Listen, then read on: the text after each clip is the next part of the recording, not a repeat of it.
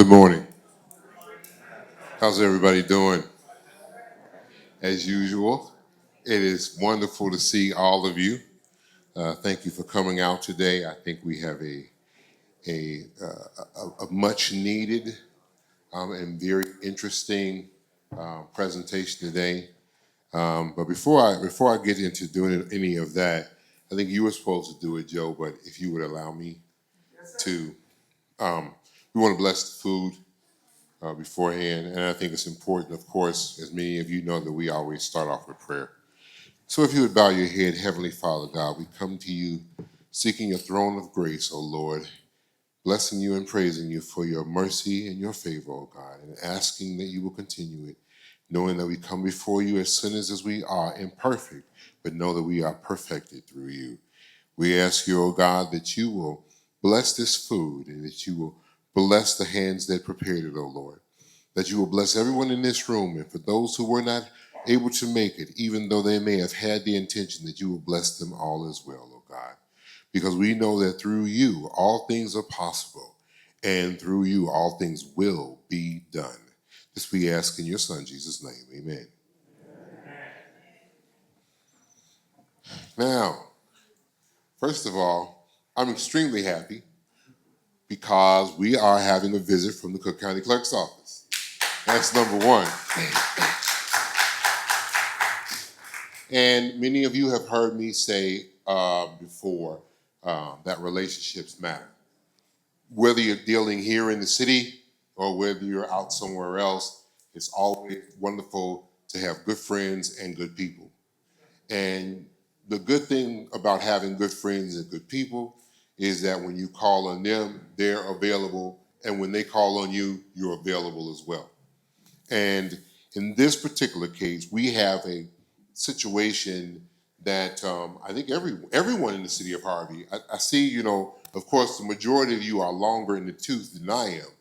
But the bottom line is everyone should. Who caught that? You caught that over there? But everyone should be interested in this. And believe it or not, especially our younger people. One of the things of being as a mayor is that you start to see a lot of things. In my little isolated life as a lawyer, I would see a certain amount of things over here. But as I began to get out amongst people and see all of the things that they're dealing with, these are things that impact you whether you're 18 or whether you're 81. Okay? So, and the one thing that I've seen as a mayor is that because of that, a lot of times things will happen and business is not properly taken care of. And then, of course, our family members are left. And you know how we do. Okay, I'll tell you some stories about my family. Oh my goodness. And the things we fight over, hats and socks and things that just don't even make sense. But we have good partners and good friends in the Cook County Clerk's office.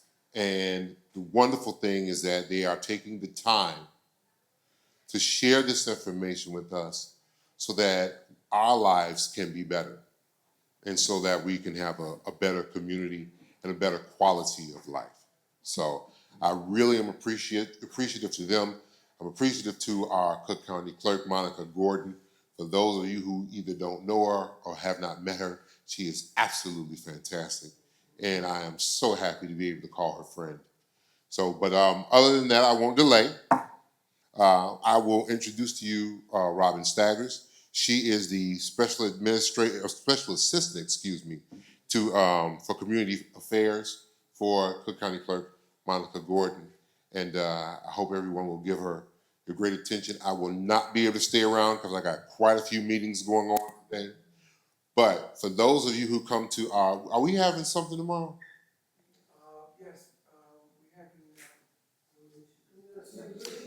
You know what? Tell you what. Would y'all please? So what I want to do today, I'm sorry, I'm just taking up your time, but so this what? Yes, we are. But you tell them we family.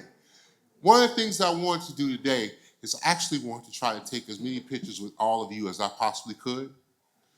So if you are able, And if you are not, that's okay. We'll have other times, God willing, and the creek don't rise, um, where we can get some pictures together. Where not where you're taking them with me, but where we're taking them together and I'm giving the picture to you so that you can have the picture. Okay? I would love to do that, and if you would bless me, I would really appreciate it. So hopefully you'll come out to the Community Solutions meeting tomorrow. If not, I'll catch you on another event because I know I'm going to see some of y'all sometime anyway. Okay? All right, so without further ado, here's Robin Staggers from the Cook County Clerk's Office. Thank you so much for coming and God bless you.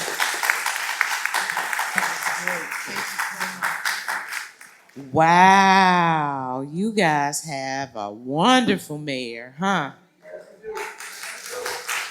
This is the first event we've been to where they started it out with prayer. And that is so very important. So thank you, Mayor Clark, for having us here. Mr. Whittington for bringing us here. We've been communicating back and forth quite a bit. But we're here on behalf of Cook County Clerk Monica Gordon. And we would not be here and be able to keep up this program without her blessing. So we want to give homage to her for allowing us to do that, to have community partners that we can work with and communicate with and share information with. So we're glad to be here. I have our staff here with us: Kalia, Brittany, Carlos, Brian, Jeannie, Madison, Kang, Devin. She knows me, I promise. I do know him.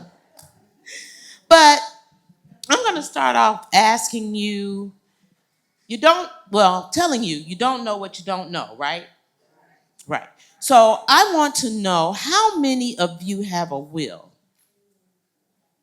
Okay. How many have a trust? Okay. How many have nothing at all? Don't be afraid to raise your hands. Come on now. Okay. So that's why we're here. We're here to share information with you and educate you about the importance of having something in place to transfer your wealth.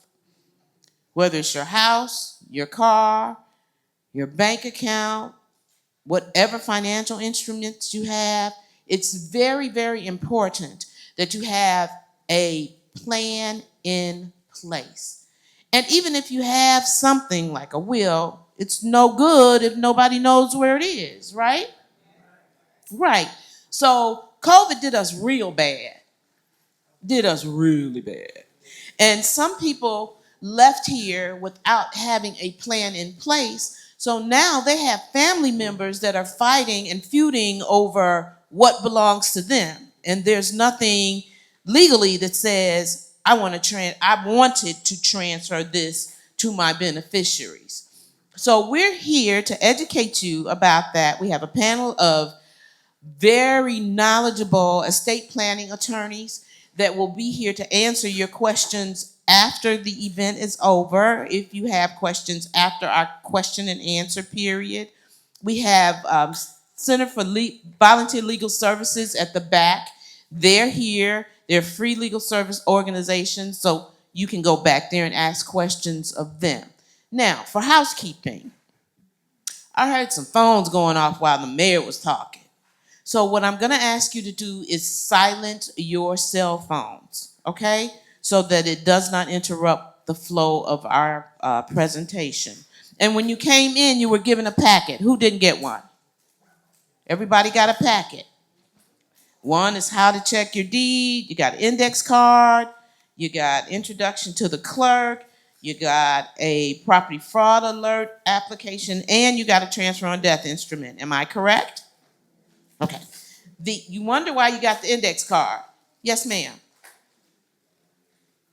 I'm sorry. Oh, I don't work for the. She doesn't work Yes, for the I work clerk's for the clerk. office. But she is one of our community partners who is an estate planning attorney who has joined us, and we will have them introduce themselves later.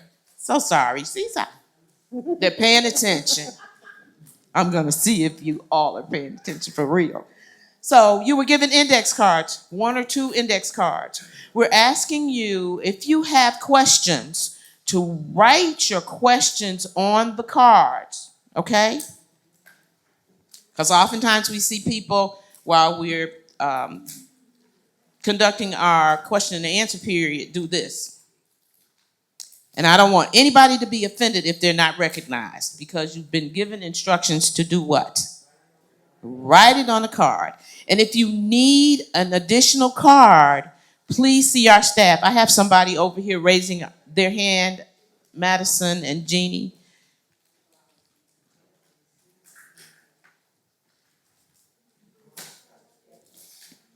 So what are you going to do with the index cards? You're going to do what? Write the questions on the cards. And I'm going to field the questions so that there are no repetitions, and read them to our attorneys so that they can answer your questions during the question and answer portion. Okay?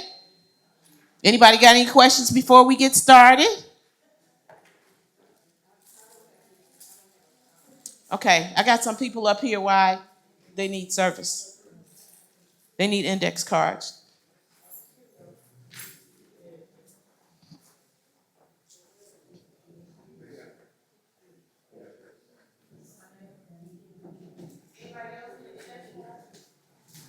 Or 2.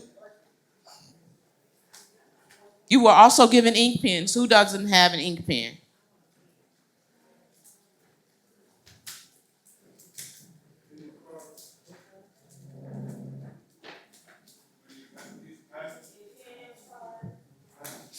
Right here.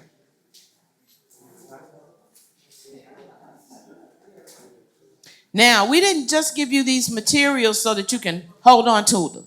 We gave you these materials so that you can refer to them, okay? So they're going to be addressed in our presentation, and questions with regard to these items will be addressed during the Q&A period. Okay, you got a question already? Oh, okay. Okay, okay. So if everybody has what they need and they were given, everybody knows where the washrooms are, right? Down in the basement. Okay?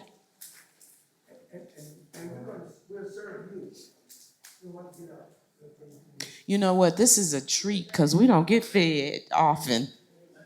So we appreciate being here. So thank you for including us. You guys heard what he said? He said, y'all gonna be served. Amen. Amen for that. So without further ado, we're going to start the presentation. Please note, there are lawyers present today who work for the Cook County Clerk's Office, but although they are lawyers, they are not your lawyers. They can answer any questions related to the office, but they cannot and will not offer you legal advice. However, the volunteer attorneys on this panel today are sharing their time and expertise with you as a public service. They are not paid by the clerk's office to be here, and you are free to consult them or any qualified attorney to address your legal concerns. There are free legal service organizations we partner with who are present here today. They can offer you legal advice for free. We would also encourage you to see if you qualify for their services. Thank you, and enjoy the presentation. Hello and welcome. I'm Monica Gordon, your Cook County Clerk. Thank you for joining us today for this important presentation on property fraud and managing your property after death. One of the main responsibilities of the Cook County Clerk's Office is to record and maintain property deeds and other property transaction records that take place in Cook County. In that role, one of the most important duties we have is to protect Cook County homeowners from property fraud. Unfortunately, there are fraudsters out there who attempt to file forged documents to illegally transfer the property of unsuspecting homeowners. Today, we will inform you about this issue and show you how you can register with our office for a free property fraud alert service to help protect your home and property. Another topic we will cover is making plans to manage your property after your death or the death of a loved one. We understand it can be difficult to talk about end of life planning, but it's essential to protect your assets to ensure the well being of your family.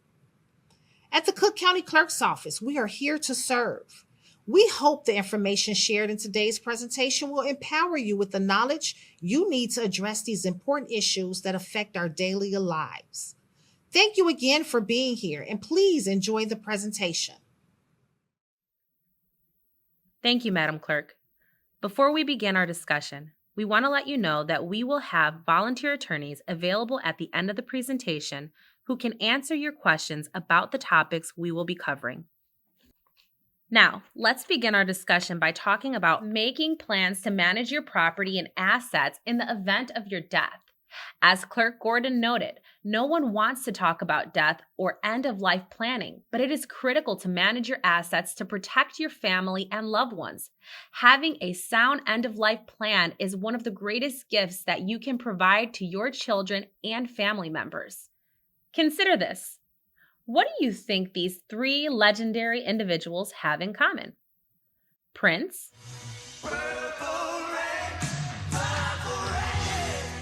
Aretha Franklin, and Abraham Lincoln. 87 years ago. They have something very unfortunate in common. They failed to make plans for their assets upon their death. No will, no trust, no plan. Now let's consider someone who thought he had it right. Wow, I feel good. Music legend James Brown, the godfather of soul. When he passed away in 2006, Brown's estate was worth an estimated $90 million. When he died, Brown left behind a plan for most of his estate to pay for scholarships for children in need in South Carolina, the state where he was born. But that will was challenged by family members after his death, resulting in more than 12 lawsuits. It took more than a decade of litigation before Mr. Brown's assets were designated as he had intended. So, how do you get it right when it comes to your property after death? The best advice is to consult with an attorney or estate planning professional to provide you with advice for your specific circumstances.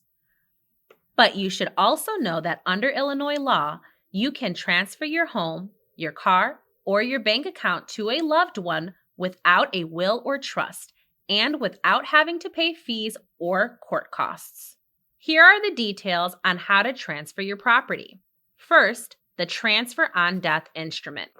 The clerk's office offers a free document on our website known as a transfer on death instrument, but we call it a TODI.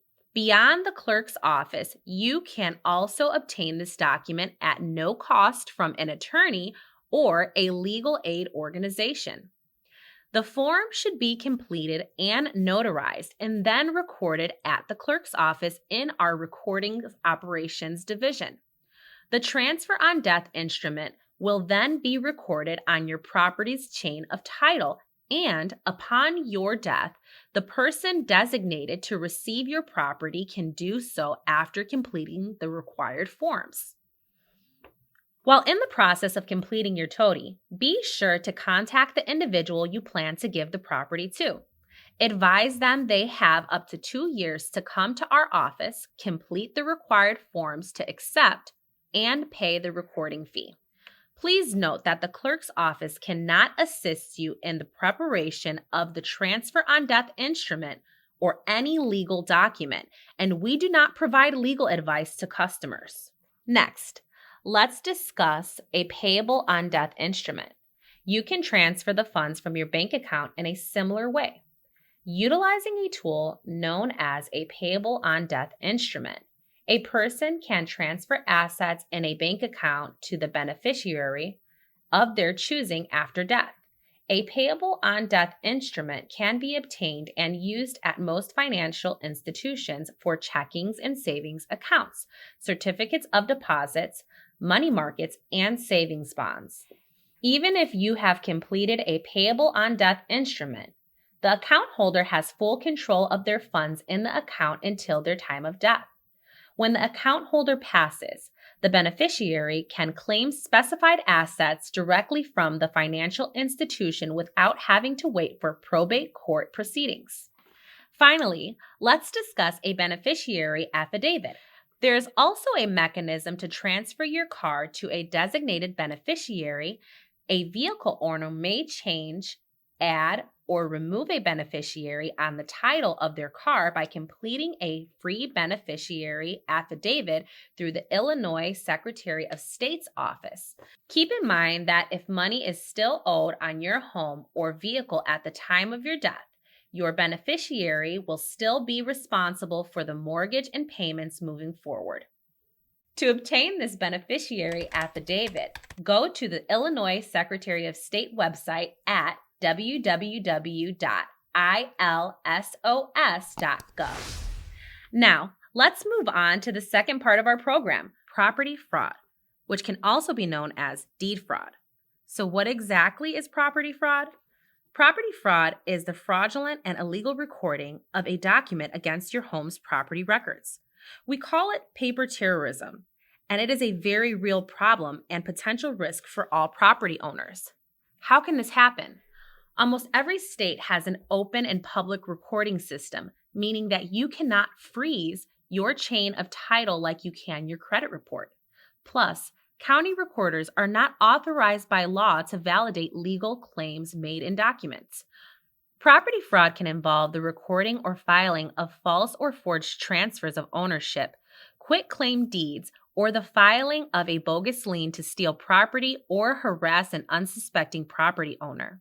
Even if your home is paid off, that does not stop someone from filing a new deed on top of it without the property owner's knowledge. Let's look at this investigative report that takes a close look at how property fraud can occur. Now to Scam You, and Rebecca, you have a story about a scheme that literally hits close to home for a lot of people. Yeah, Whit, this is a warning about criminals stealing your most prized possession, your home, and you're about to see surveillance footage that authorities say shows the scam in action. This may look like a normal day at a county clerk's office, but look closely at this couple in the waiting room. Prosecutors say Michelle Cherry and her husband Victor Rodriguez were there to steal a home from unsuspecting owners. To have someone steal your property it's like stealing the American dream. It's terrible. We've seen a big increase in that sort of activity. According to Florida prosecutor Mike Lennon, Cherry made 3 trips to the clerk's office, stealing not 1, but 3 different Tampa area properties with fraudulent documents, using quitclaim deeds, a type of deed that can quickly transfer ownership of property. They looked for properties that they believed were abandoned, and then they used online information to forge signatures on these deeds to file them with the clerk of court. Prosecutors say one of those properties belonged to Larry and Dreama Bilby.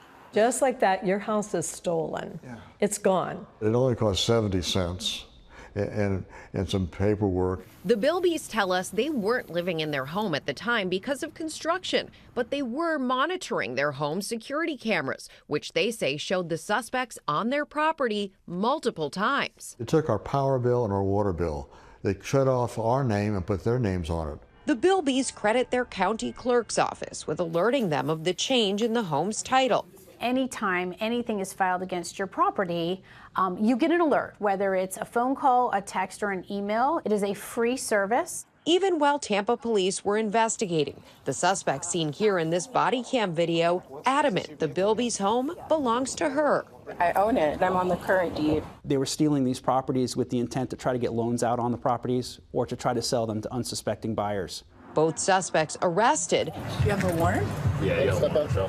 And charged with conspiracy to commit fraud. Some officials are now calling for state laws to be changed, making it tougher to sell properties using quitclaim deed forms. The fact that the form is so simple and requires so little documentation is problematic. If you don't sign up for Property Fraud Alert, you're just asking for the possibility that the same thing that happened to us.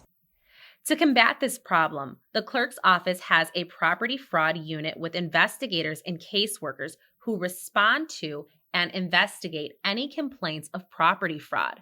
Our office also offers a free property fraud alert that will provide a telephone call or email to the property owner anytime a document is recorded against their property or the property of a loved one. There are 3 easy ways to sign up for the clerk's free property fraud alert. You may sign up in person at the clerk's office, sign up online, or sign up with a telephone call.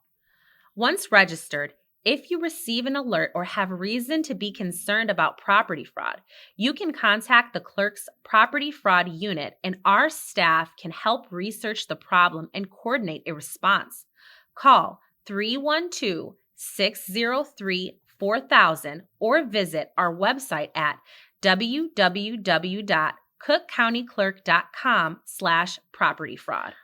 On a related note, while we're on the topic of your chain of title and fraud, property owners often need to obtain an official copy of their property deed when purchasing a home or for tax purposes.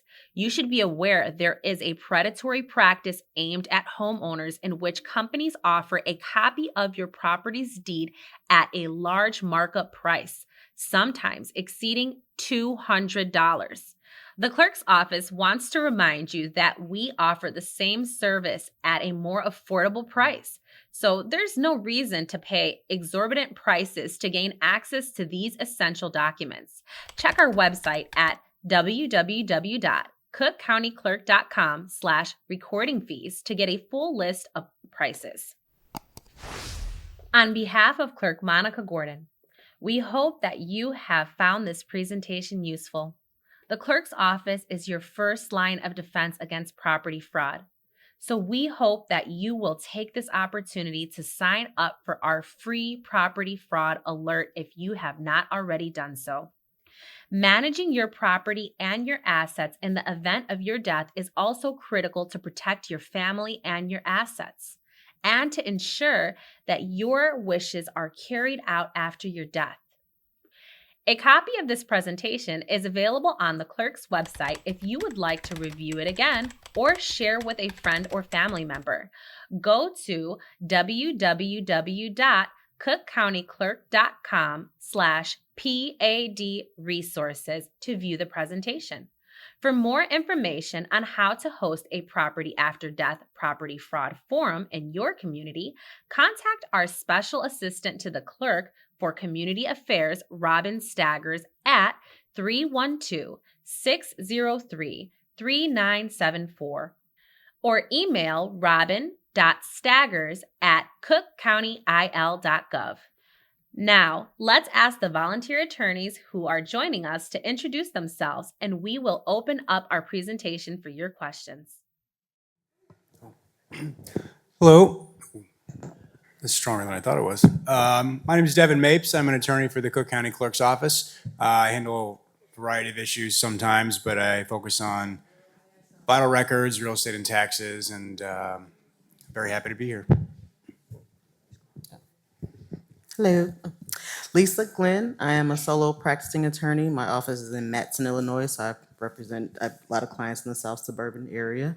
I focus on probate, adult guardianship, estate plans, and I also do real estate closings, buyers and sellers.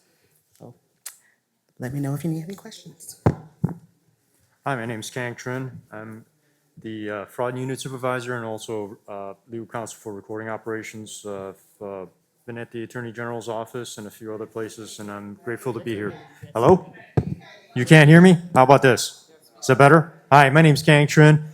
I'm the fraud unit supervisor, and I also hold the position of legal counsel for recording operations. I've been at the Attorney General's office and a few other places, and I'm grateful to be here with you. Mr. Whittington wants to tell you guys that you want to be served food at this time, but as you guys are being served, we're gonna wait, I guess, until you guys get back at your seats. Can you hear me now? Can you hear me now? Okay.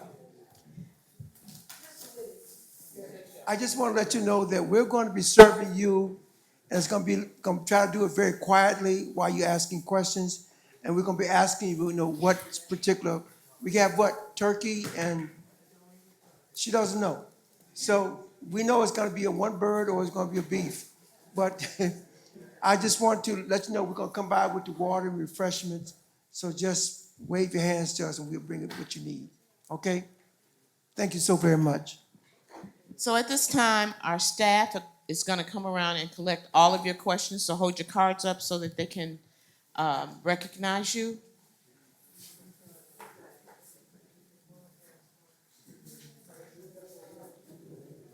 Now, with the presentation, when we began, I told you you don't know what you don't know, right?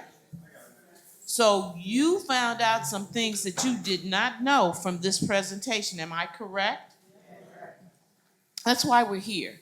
We're here to educate you and inform you of what's going on in the community, because property fraud is such a prevalent crime. Property fraud is a prevalent crime across the country. People are stealing people's properties on paper. And you should be paying attention to what's going on with your property. Just like you check your credit, your bank account, you should check your property. Because you worked a long time to pay it off or acquire it, and you want to make sure it goes to your loved ones, right? Same thing with your bank account, same thing with your car. Now, I got a question for you. How many of you know how to check your deed? Just one? Two? Do you know how to check your deed in the Cook County Clerk's office? You've been given this bookmark, okay? This instructs you on how to check your deed. You should know what's on your property's chain of title. The chain of title is a record of everything that's been recorded against your property from the time it was built until now.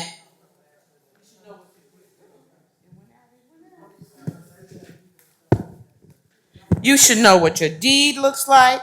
You should know what kind of deed you have.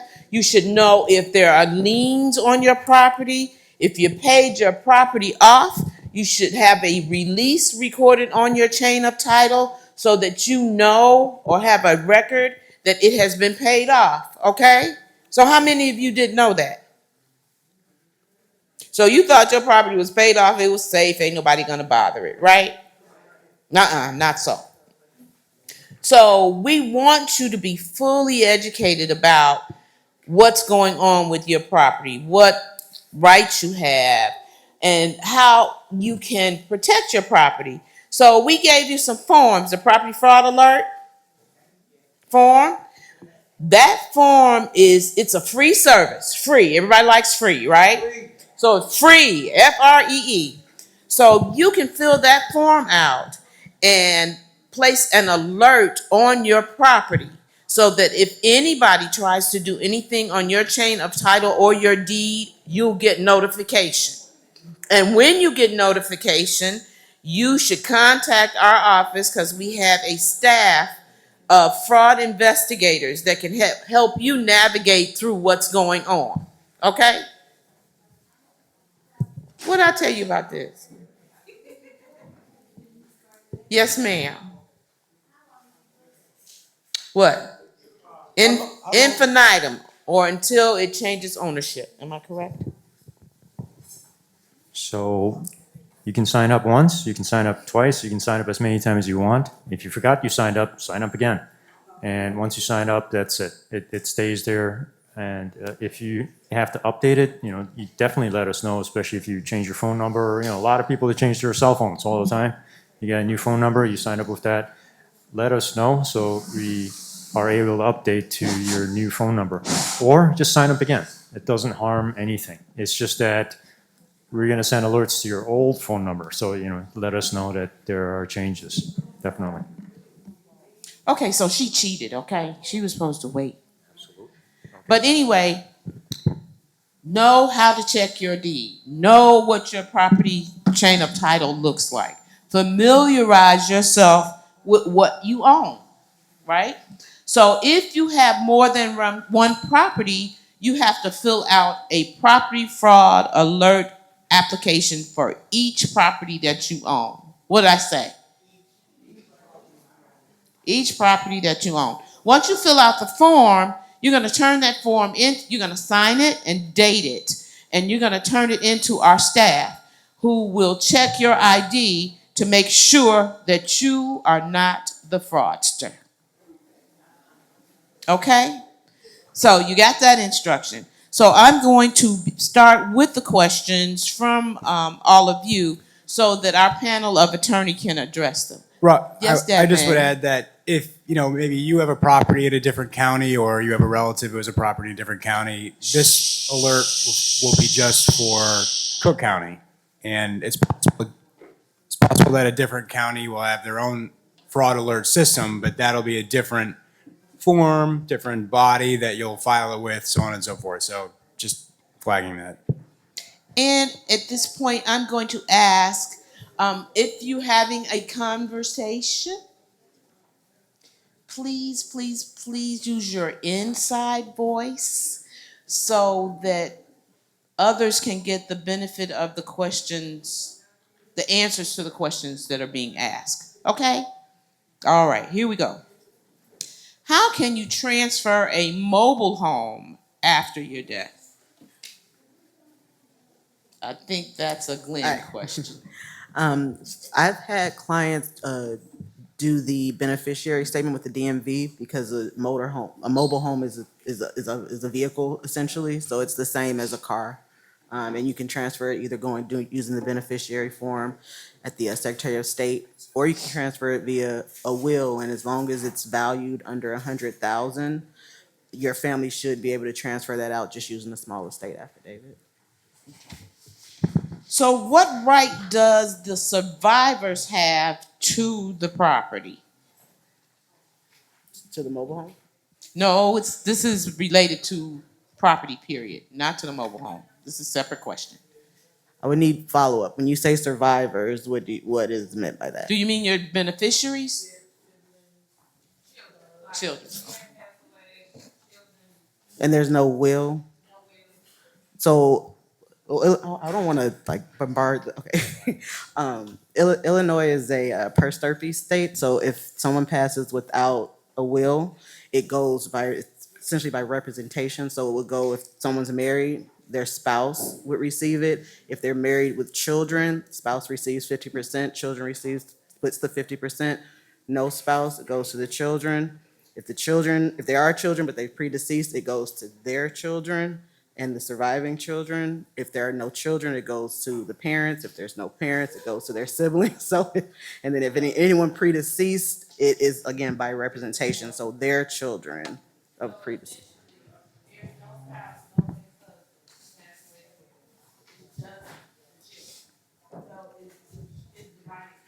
Among the children, and all children. So let's say there were 5 kids, 2 of them predeceased. So the 3 children, the 2 predeceased children, their children, if they had children. So okay, so yeah, if all the kids are still living, then yeah, it's the kids. As long as they're all still living, yeah. How long does it take to, okay, first of all, explain what the different types of tenancies are. They need to know how their properties are being held. So I feel like I am bombarding the conversation. So there are 3 types of tenancies. There's joint tenancy, tenancy by the entirety, and tenants in common. Joint tenancy, anyone can have a joint tenancy. It doesn't matter the relationship, and it just means that when one tenant passes away, the surviving tenant takes over. Tenants by the entirety is like joint tenancy, but it's only for married couples, and it helps for situations for maybe creditors where, let's say, the husband has a credit card and they sue them for the past due bill. If it's not a credit card that's in both their names, they couldn't put a lien on the property because it can only be a debt that both owe. And then there's tenants in common, which is essentially if there's no tenancy reference in the deed, the assumption is that it's tenants in common, and that means that each person owns an individual interest. So let's say 2 people are on title. If one person passes, the person who survives has a 50% interest, and the person who passed, their 50% interest would then go to whoever, if they left a will or if they didn't, to their heirs. You understand that? Okay, you need to know how your property is held. If our house is in my name and my wife's name, do I have to still file a TODI? Well, If it's in both of their names, the wife and the husband, do I have to still file a TODI? If they want the spouse to have it, as long as it's joint tenancy, you wouldn't have to file a TODI. I sometimes recommend married couples, if they're joint tenants, then they can do a TODI together. They can both write when we both pass away, this is who we want our property to go to. But if it's just, you want your wife or your husband to have it when you pass, you don't need a TODI, as long as you guys are listed as joint tenants or tenants by the entirety.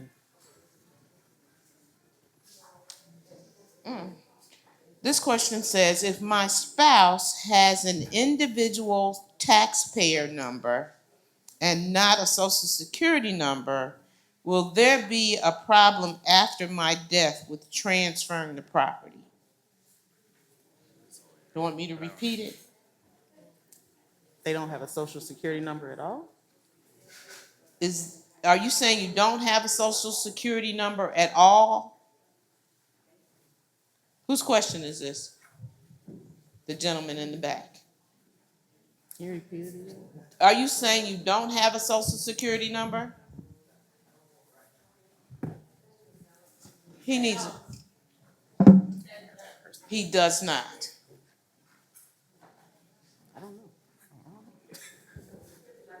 I don't know would be the answer, I think. I would talk to an attorney. That's the best advice I can give you. But the social security number is not on the transfer on death instrument. Right, and that's what is in relationship to being able to transfer the title. Can you repeat the question? The question was, if my spouse has an individual taxpayer number and not a social security number, will there be a problem after my death with transferring my property? My gut is saying no, but I would probably need a lot more. Okay, see the attorney after this event, and we'll get the answer for you. How do you put your name on a deed to help with repairs to the home? Some free estimate companies will not come out unless everyone is at the home. It's on the home. It's at the home. So you're asking a question about probably the person who owns the property doesn't have enough credit to get a loan, right? I think that's the question that's being asked, and that lender is demanding that somebody who has credit sign off on a loan. Is that the question? Whose question was that? So I think let's answer it not directly. If you have a home and you're trying to make a plan for it so that your loved ones can have that home, and then today you're going to add somebody to the ownership of that home, that person owns whatever, either if it's a joint tenancy or tenancy in common, that person has an ownership interest in that house. Right? It can't be taken away. Once you record that deed, or once you execute that deed and it's recorded, that other person owns whatever proportion of that house that you've decided on, whether it's a joint tenancy or tenancy in common. And that's something you need to consider very carefully before you add somebody to ownership of the house. And that type of situation, you should talk to legal assistance to try to understand the implications of adding somebody to the house. Hopefully that answers it, but not directly. Okay. What happens when you have a trust which is left to, it looks like beneficiary, but they passed away? Does it go back to probate, or are there or their next of kin? If there was not a successor beneficiary named on the trust, then in most situations, it would have to go through probate because now the property doesn't have it's not considered trust property anymore if there's no beneficiary to it. I didn't hear you. It's not considered trust property if there's no beneficiary attached to it. So in most cases, it would have to go through probate. Though commonly there probably would be a There's usually contingent a- yeah, beneficiary. usually there's a- Most, I want to say what most attorneys would do, but I think it might be common practice that there is a contingency established in the trust if there were certain things to happen, so. Yeah, so on that note, if you have a trust and you develop that trust with an estate planning lawyer, and you have this question, you should talk to your lawyer, who helped you establish that trust. Because the trust is what operates, right? And if you're having a question about, hey, what happens if nobody survives, that's a conversation you need to have with that lawyer who helped you establish that trust. With the transfer on death instrument, I don't know if we covered this, it's only $59 for you to record it in the Cook County Clerk's office, and you have to tell your beneficiaries it exists and where to find it. Am I correct? Correct, and I think the presentation noted they have 2 years to come in and claim it. Also know that there's a fee to claim it for them, and that's $107, I believe, so just as a heads up. 107.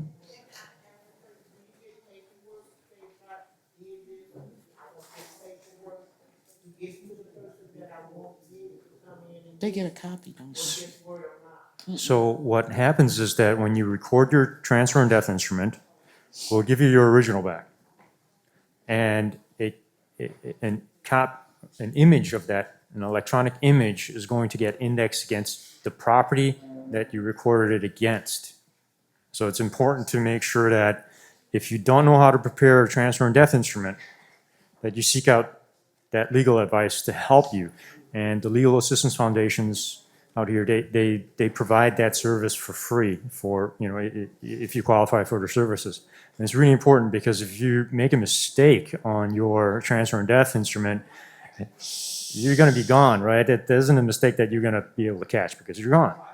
And now your beneficiaries are having to deal with potential errors. So, it's a two-pronged message is that number one, yeah, you'll get your original back. You tell your family member where that original is, maybe make a copy, maybe put it in a safety deposit box, but they should know that this is the plan. The worst thing is to do all of these things, all these plans, and then never tell your beneficiaries. And now, how are they going to know? That's something that needs to be considered. As a corollary to that comment, it's if you want to change your TOTI, say you have one on file, it's fine, nothing wrong with it, but you decide you want to change some aspect of it, the only way to do that is to file another TOTI, same way you did the first one. It's important to note also that, let's say something happens to you. Oh, my mistake. If you want to file a second TOTI, the only way to do that is to, if you want to cancel, to use a word, cancel the first one, you have to file a second one. It's the same fee. Currently, these fees are set by legislative bodies. We do not set these fees, so it's entirely possible it could go up from time to time. But if something were to happen to you on the way to the clerk's office to file that second TOTI, please know the one on file is going to be the one that controls. So just, it has to be on file. That's the operative point. So if I fill out a TOTI and I send it in the mail and I pass away before you get it and are able to record it, what happens? It would be considered invalid. The TOTI has to be recorded prior to death.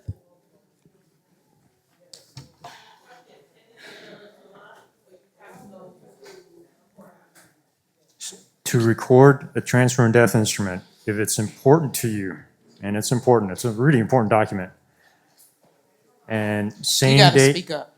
same day recording can only be done at our downtown location at 118 North Clark. So all the satellite office locations were closed when the old recorder deeds office was merged into the clerk's office. So again, satellite locations are not available for recording in person. So you got to come to the downtown location to record. And again, if you come downtown to record, same day recording. All right, same day recording. If you submit documents through the mail, we don't have control over, United States Postal Service. We don't know how long that would take to route to us. So again, if it's really important to you, come downtown and get that recorded, for sure. And if there, again, like I made a comment about other counties or jurisdictions, if you or a relative have a property in another jurisdiction, understand that their recorder's office may be a separate body from their clerk's office, just that Cook County combined the two of them. So don't let that throw you for a loop. Okay, this is related to the question. Yes. And just related to the question, if I wanted to, say for instance, do it for my mother-in-law and she can make it to 118 North Clark, I think that's the address, 118 North Clark. Can someone do it on behalf of someone? Yes, the answer is yes. You can send somebody down to record. And just as an example, law firms send quote unquote runners all the time. They even have firms that do it on contract for others to submit documents. So long as when you come downtown, make sure you have your original, that it's all properly filled out, right? Make sure it's properly all filled out. Make a copy of it, so you got your original and a copy and your $59, and then come down to record.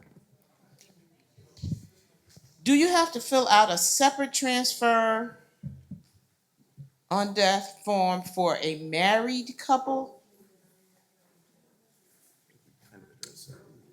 You did. I need more clarification. You said, Who asked this question? Do you have to fill out a separate transfer on death form for a married couple? Who asked that question? Is the question if the couple is married, do you need a toady? Is that, I don't know if that's the question. I'm just. So maybe it's that if one person's name is on the property and the other one isn't, do you need to fill out a separate toady? the only person that would have to fill out the toady are the owners of the property. So both of their names would have to be on the form? On the transfer on death instrument? If only one spouse is on title? If or both spouses So are on then the they would title. both have, yes, they would both have to sign the toady. There are situations, it's happened before, one spouse may want their property to go to one person if they are the survivor, and another spouse may want their property to go to someone else if they're the survivor. So they've done two separate toadies in that situation, because it's whoever survives if it's joint tenancy or tenants by the entirety. But I think the answer is it depends. Yeah. So if your situation calls for additional detail, you can come see us afterwards. I think that's important. What's the best way to add an owner to your deed? depends. Address the quick claim process. Quick claim is one of the ways. It's probably the simplest way, where an owner can add another name onto the title.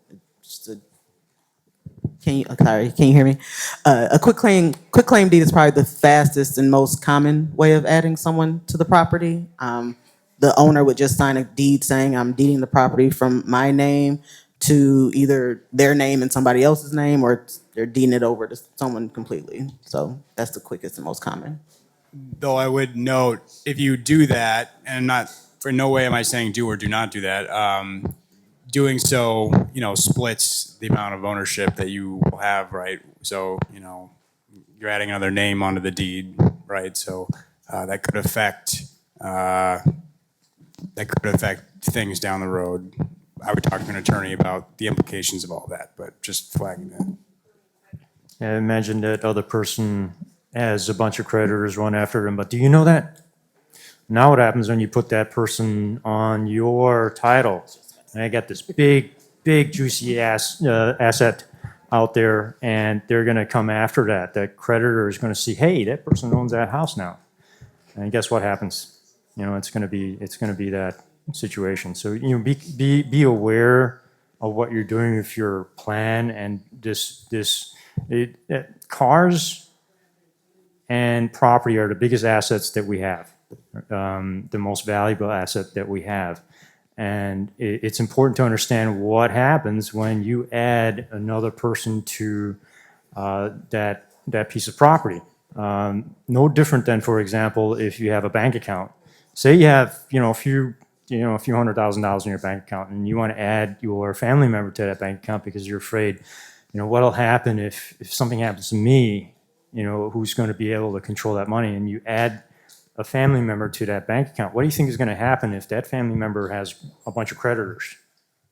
What do you think those creditors are going to see suddenly? There's this asset suddenly that's available to them. And, I think you can imagine what happens. So when you're trying to develop a plan, definitely talk to a professional. And it's important to understand the repercussions of your plan. Explain the difference between a will and a trust. And then part B is explain the different types of trusts. I can, again, I don't want to bombard the conversation, but it's the main difference between a will and a trust is, I like to say a will is not a will until the judge says it's a will. And you usually would have to go through probate, through the court systems to probate the will and have your desires for your estate distributed per court order. A trust avoids court. A trust is more private, so you don't have to worry about filing it with the county. You don't have to worry about presenting it in front of a judge. It could stay between the family, and the trust assets are not considered probate assets. That would require, again, a court order, letters of office, and a lot of money and a lot of time. So if I just have property, what's the best form of transfer to my beneficiaries? It would depend. I mean, it would depend. You'd want to talk to an attorney about what specifically works for you. In general, if you have multiple properties, it's typically a good idea to put everything in one place in a trust. If you just have one property and you don't have any sometimes people don't want to allow a family member to take over property if, let's say, they're married to someone they don't like, and they're like, no, they can't have. If there's no rules like that, a transfer on a death instrument is fine. It just depends on the situation. It just depends. So if I have a transfer on death instrument and my beneficiaries change, what do I need to do? You need to file a second one.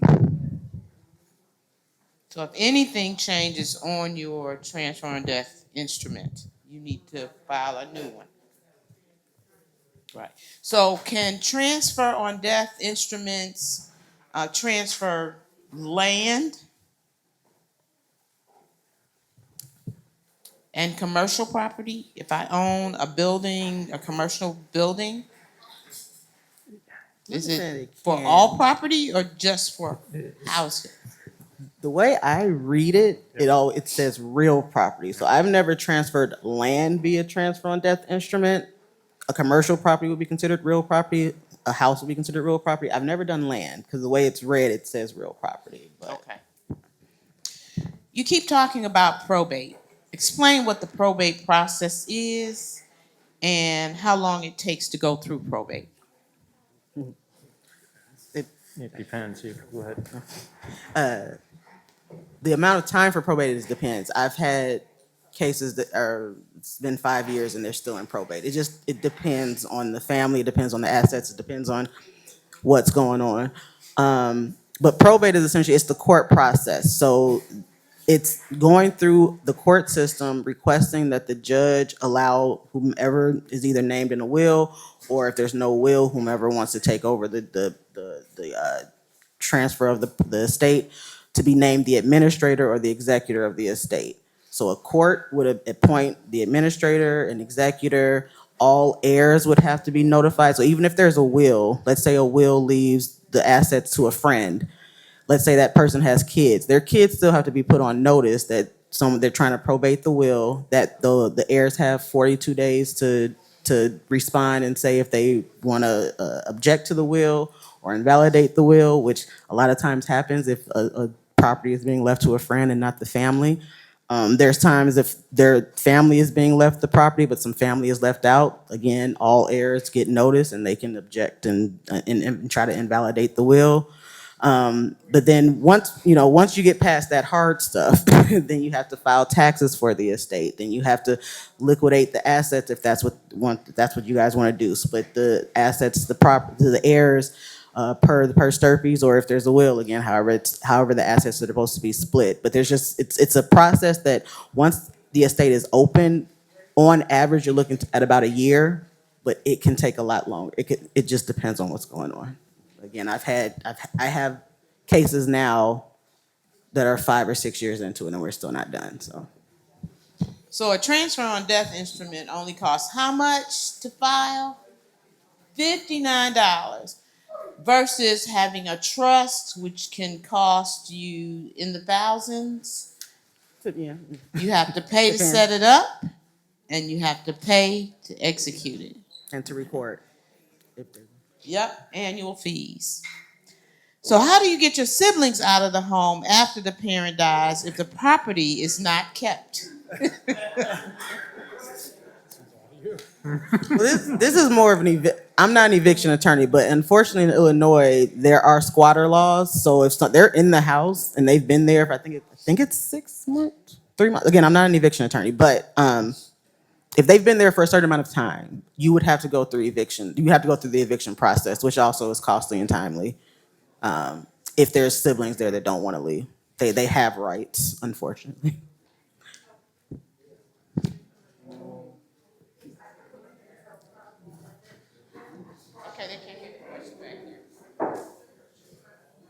If I do a transfer of property, does that prevent a squatter from coming in?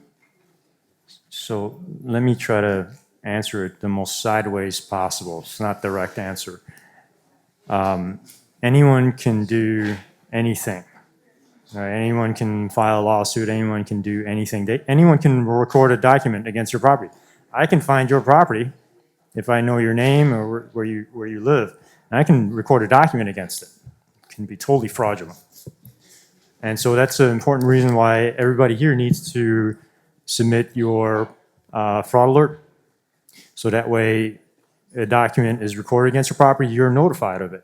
Even if it's a document that you recorded. If you record a TOTI, in the next few weeks, you'll get a notification. Either, whichever way you had chosen, whether it's a phone call or an email, you'll get a notification.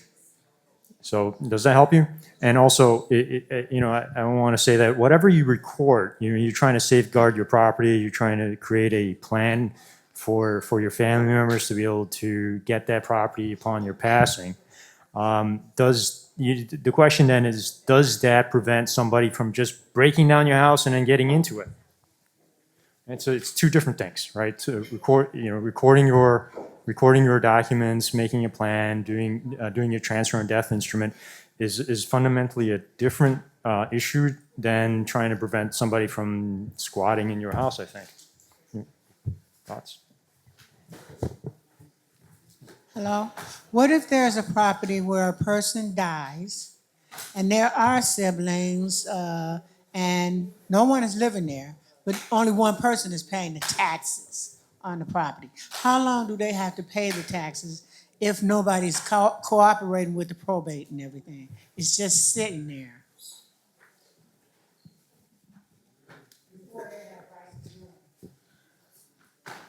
So someone passed who had kids, and there's one kid who's paying the taxes and keeping the property, and they went through the probate process to get letters of office.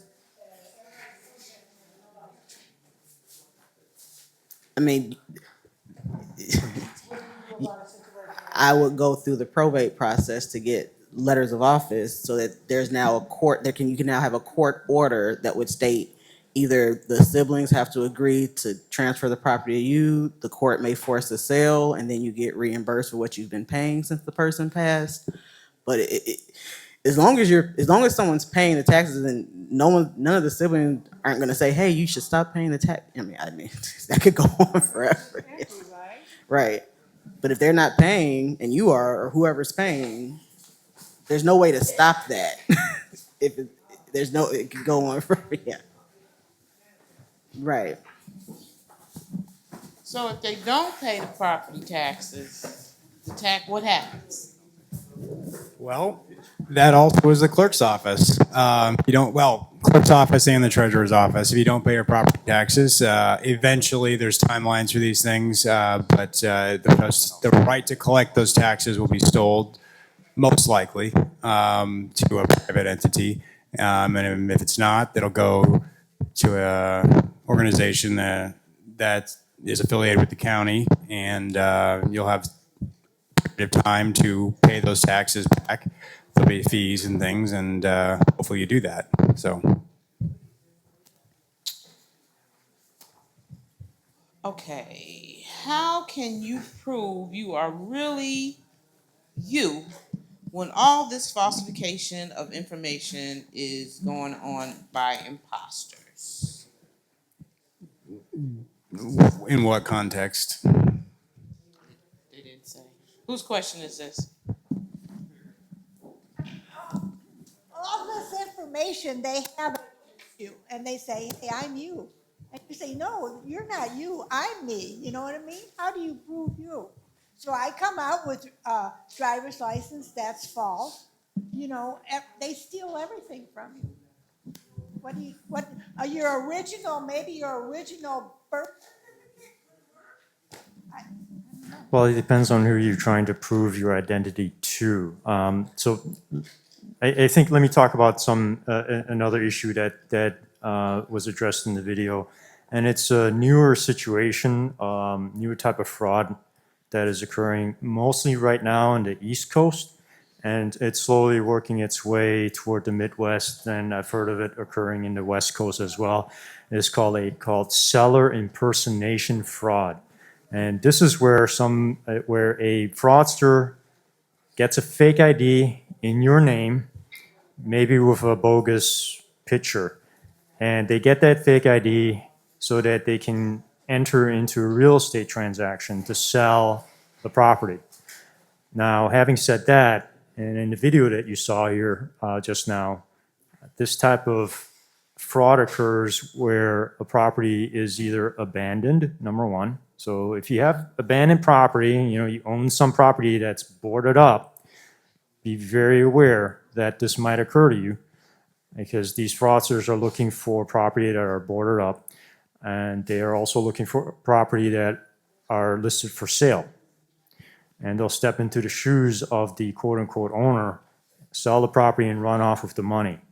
And so it's very important while you're here, register for the property fraud alert. If you have property, investment property, register for that fraud alert. If you have a trusted family member that you'd like to get the alert to as well, you can do that as well. Make sure to tell your trusted family member that you're signing them up for a alert, or else it's going to be very nerve-wracking when they get an alert out of the blue. So definitely let your family members know.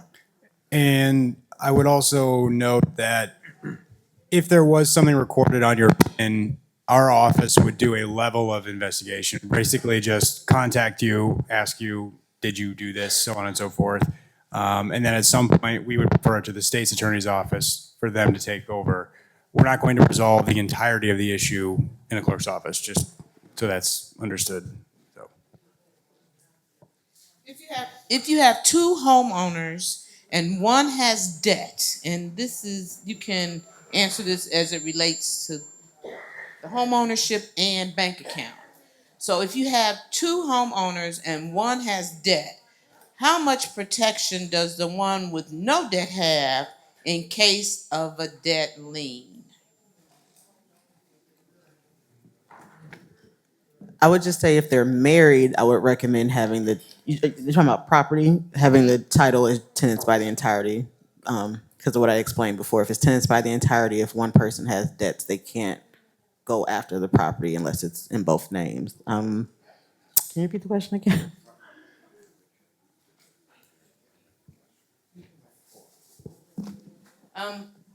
As it relates to your bank account, having a person on your bank account now where you're living versus having a payable on death instrument in place at the bank. Tell them what the pros and cons are. Oh, okay. I mean, it depends on the person that you're adding to the account, how much you trust them. But essentially, if you're adding someone to your account, they have equal access to your money now.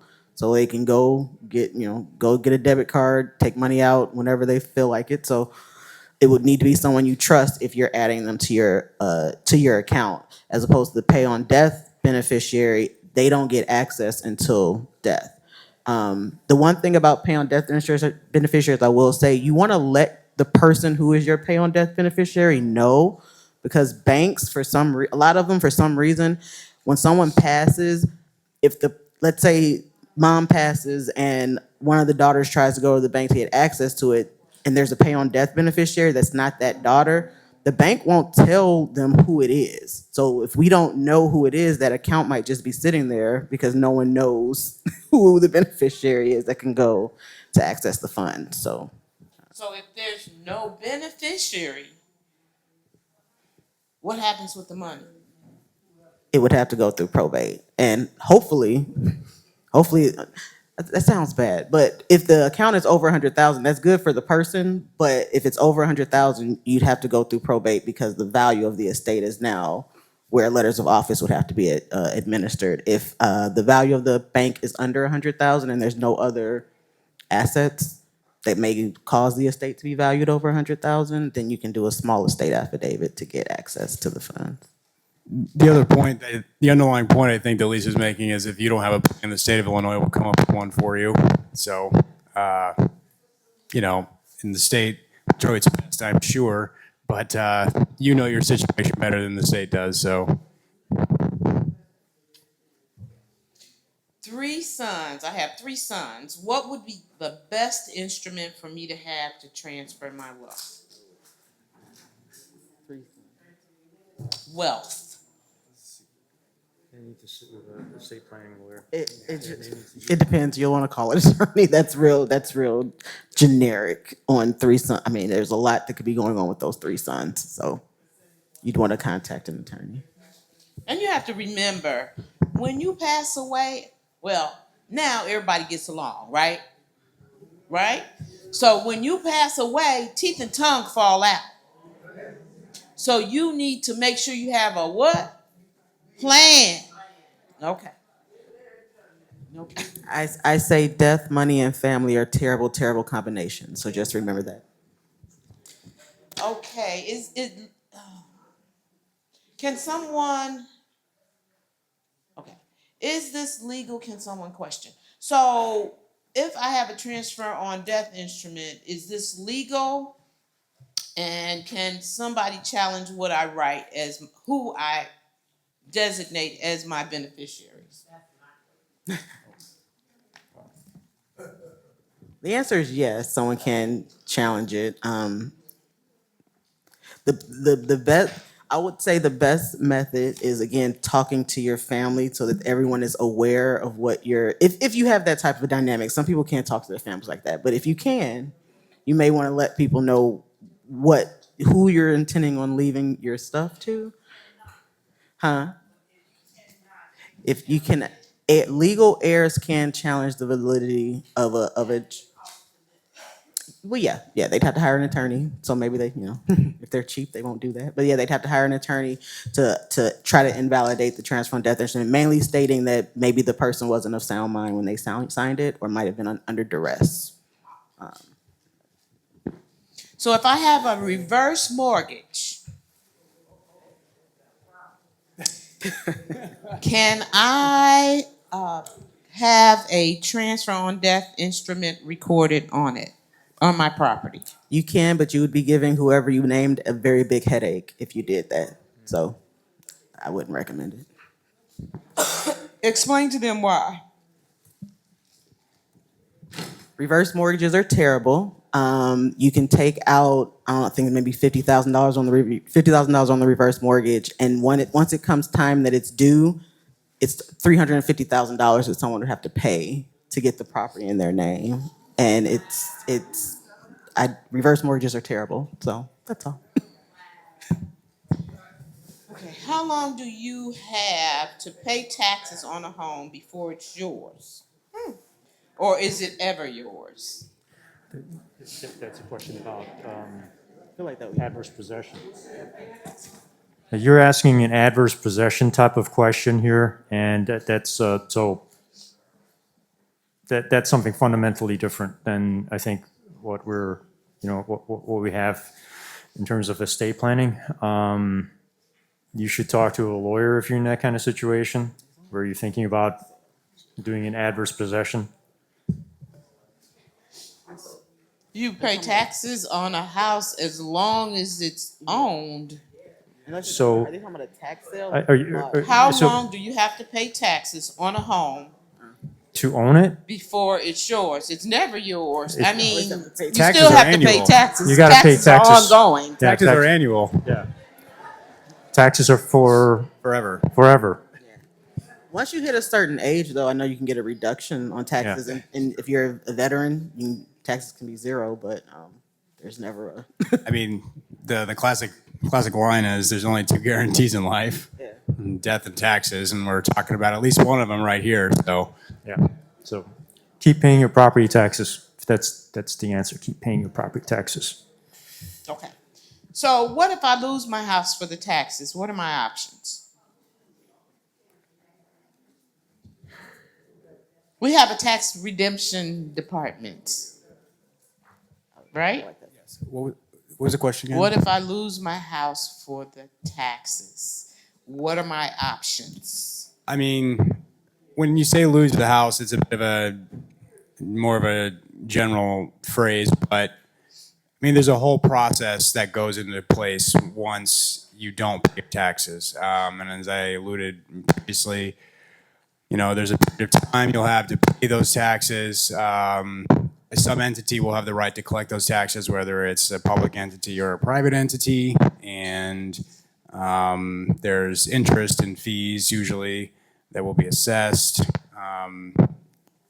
Depending on the type of property, it can be 2.5, 3 years after the original due date. I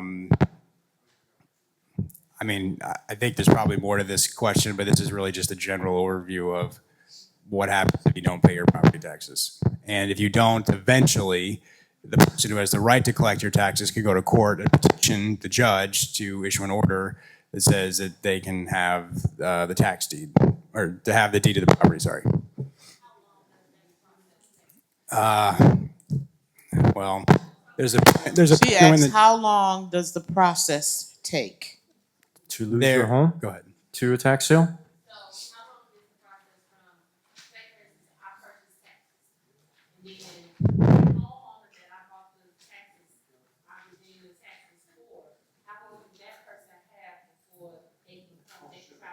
Get their property back, to get it back from me.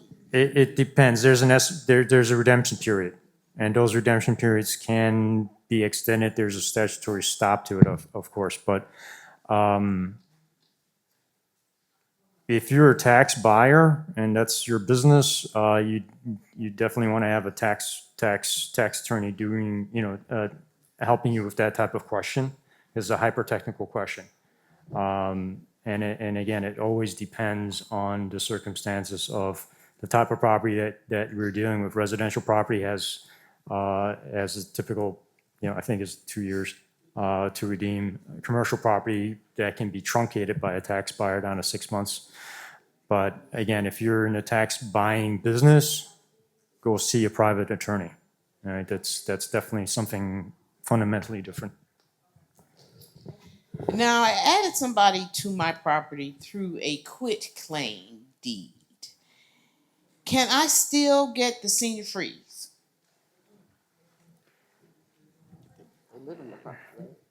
Well, so first, that's a question really for the Cook County Assessor's Office because they're the ones who administer the homeowner type exemptions, including the senior freeze, and they will look at, and again, I can't speak for them. I don't think any of us can speak for them because we're not the Cook County Assessor's Office, but they will look at whether you live at that property as of January 1st of the year. And senior freeze is based on income, so they'll look at income as well. So these are I guess they're related questions. Where can I get a copy of my deed? And I can answer that question. At the Cook County Clerk's Office at 118 North Clark Street in our Recordings Division in room 120. Or you can go to our website and get a copy of your deed and pay the fee, and a copy will be sent to you. Is that correct? What's the fee? So the fee depends. So if you have a trusted family member who can help you get online, the fee is for a non-certified copy, regular copy is $5, plus I think it's $1.50 for credit card. If you want to buy a certified copy online, the online fee you get they call it e-certifications, and that's a new thing, will cost you $65 plus a credit card fee. And if you want to get a certified copy from the downtown office, they'll cost you $55. You can get that via mail as well, so you can submit a mail request. Remember that if you come into the office and try to get a non-certified copy in person, that'll cost you $27.50. So it'd be worthwhile getting that online for just $5. But again, before you buy anything online, check your own documents first. You might actually already have your original. So avoid spending money that you don't need to spend. It's your time and money. So always remember that check your personal documents first. You might have your original. If you don't have your original, definitely feel free at that point to purchase a copy. And also, if you purchase your property after 1985, I want to say that very, very clearly here is, if you purchase your property after 1985, all documents should be online. If you purchase your property before 1985, those documents are not online. You actually have to come to our downtown office archive department to request a copy. Okay, for the property fraud alert, I can answer this question. Should the form be filled out by my spouse? Anybody can fill out a property fraud alert for their family member. On the form, it asks if you the owner of the property, or are you a family member or other. So you just have to check what status you are, okay, when you fill out that form. And remember, when you fill out that form, we can take it from you today. You don't have to have your PIN number. We can look up the PIN number by your address. And we'll you sign it at the bottom and date it and show us your ID so that we can make sure you're not what? The fraudster. Last question. How do I add a person to an existing deed while I'm still alive? I think they answered this, but please provide the answer again. I was just saying, the most common way is quitclaim deeds, but as we also state, you want to talk to an attorney because that might not be the best way, depending on the situation. I think you answered that right. I was distracted. Somebody, are you asking what a judicial deed is?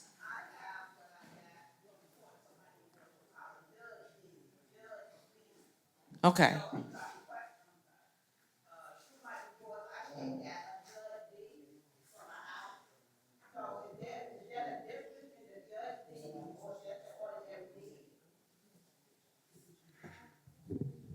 It's just a different type of deed. So there's trustee deeds, there's quitclaim deeds, there's warranty deeds. You can have a judicial deed if it's by court order.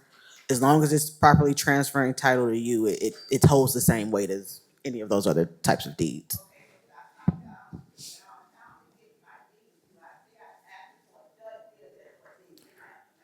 So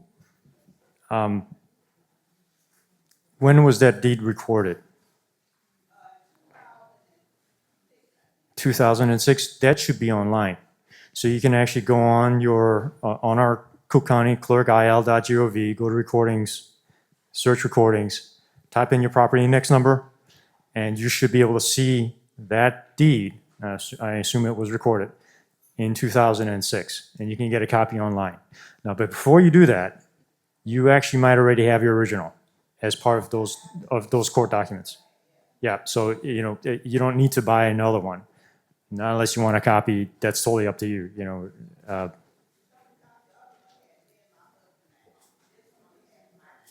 Yes. So it's again assuming that that judicial deed was in fact recorded against your property.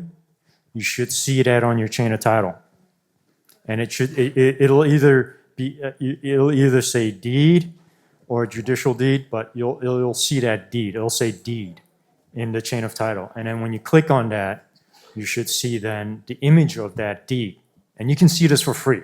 Again, so just everybody knows, the chain of title online is free to search, free to view your documents. You don't have to pay anything. If you go to a website and they're asking you for money up front, that's not our website. And I have to tell you that because I've had a few people contact us. It's like, hey, you guys took my money. I didn't know. That's the wrong website. You went to a wrong website. So come to our website, chain of title. It's free to search, free to view the documents, and you can search it for your heart's content. You can search your neighbor's property if you want as well. Last two questions. What's the safest place to keep my will? I heard somebody say safe deposit Who box. said safe I was actually deposit going to box? say that is the least safe place to leave your will. Unless you leave a key to the safe deposit box to your executor. If no one has access to the safe deposit box, they have to go through probate to get access to the safe deposit box to get the will. So the safe deposit box is not the best way. It's the least best way, actually. So where should you leave it? If you have a safe, somewhere safe. Not your back pocket. Not your back pocket. Well, if you have a safe in your home and somebody steals the safe from your home, then what? Again, I'm just saying the least safe place is a safe deposit box. But I mean, wherever you know someone can find it is where you'd want to put your will. Okay. Last question. What is the process for obtaining a plat of survey for personal property? That's Glenn question answer. Plat of survey. Plat of survey. So just to let everybody know, this is very important. So that plat of survey is commonly misunderstood or misconstrued for plat of subdivision. Two totally different type of documents.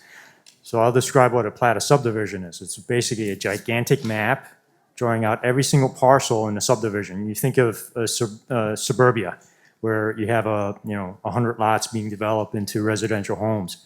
That developer will submit a plat of subdivision and then divides up all those little plots. A plat of survey is something specific to your property that's drawn out by a professional licensed surveyor. So if you're in need of a plat of survey for your home because you've got to put up a fence or something like that, chat with a, again, professionally licensed surveyor. Hope that helps. Okay. So, how was this for free information? I want to make sure we give our panel of attorneys a round of applause because they do this free of charge, okay? So they're not getting paid to come and sit on this panel with us. They do it free of charge, and you're getting crucial information that you can use for your benefit. So how many of you learned something you didn't know? People perish for the lack of what? So you got 100% more knowledge than you had before. And the purpose of us coming out doing these forums is so that we can educate you on the fact that you have options. You have an option. If you can't afford a trust, you can afford a transfer on death instrument. So the clerk is very adamant about us coming out and passionate about us coming out and sharing this information with you. And we hope that you don't just take it and hear it, but use it. Okay? Because a plan is very, very, very important. It's important to you and your beneficiaries.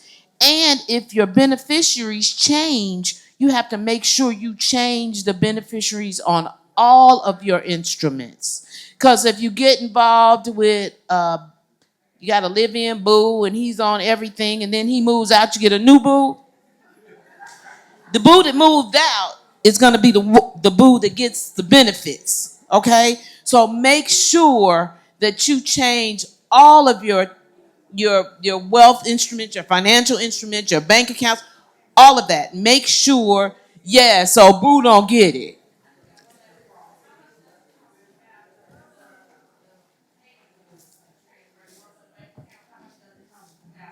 Each bank has their own process. So go to your financial institution and tell them this is what you want to put in place, and then they'll direct you from there, okay?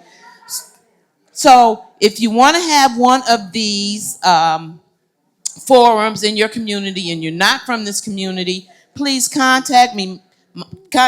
My number is 312-603-3974. We require that you have at least 50 people pre-registered for us to come out. Once you hit that 50, the rest is gravy.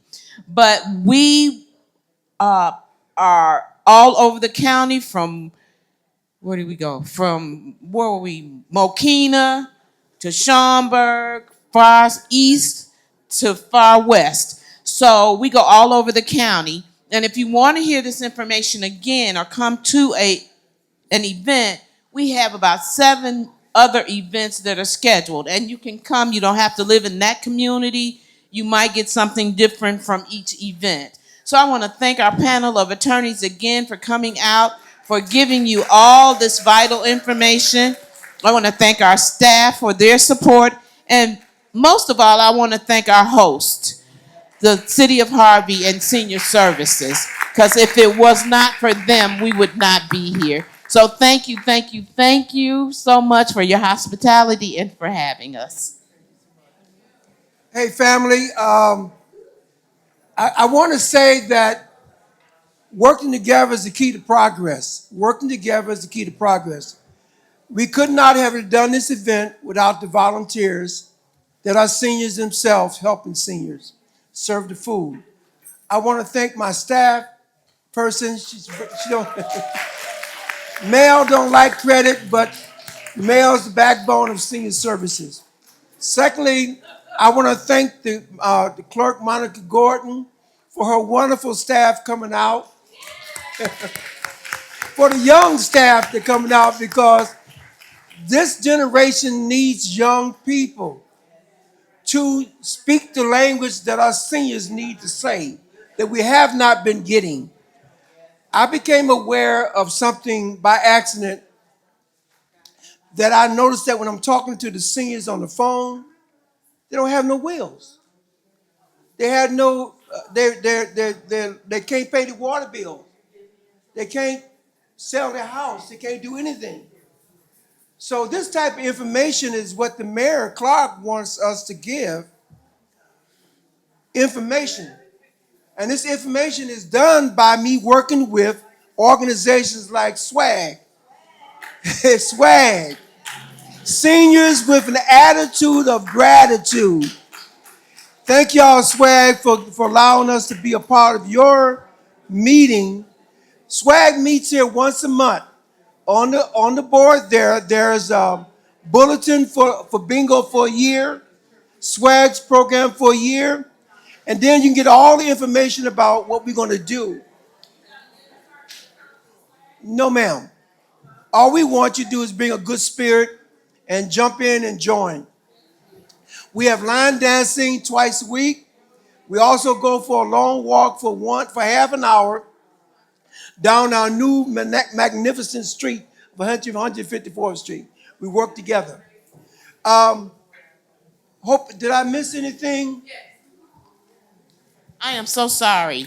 Our Center for Volunteer Legal Services, which provides legal counsel to property owners and people looking for estate planning assistance, is seated at our table in the back. So when we conclude this meeting, you can see her at the back, Ms. Schlaffer, Attorney Schlaffer, who's waving her hand, or you can speak with Attorney Glenn for additional questions if you have them. Also, a veteran here, Mr. Cross. All you veterans, please, we're trying to build up our veterans program because they are the soldiers that been forgotten, that we need to put in the forefront of everything we do. And so Mr. Cross is here, and I want all the veterans to, if they want to see him, does he want him to speak? Please. Good evening, ladies, or afternoon, ladies and gentlemen. Real quick, my name is Brian Cross. I'm the Director of Veteran Services. If there's any veterans here today, I've spoken to a couple of you. Come and see me after we're done in a couple minutes, and I'm going to get you set up with a military veteran discount card. That entails you to, free White Sox tickets. They're doing a little better this week. And also discounts, more importantly, at about 190 different places. And we are working very, very hard to build that list to be inclusive of all of Cook County, from Barrington to Burnham, from north to south. So thank you very much. Veterans, come see me in the corner when you're done.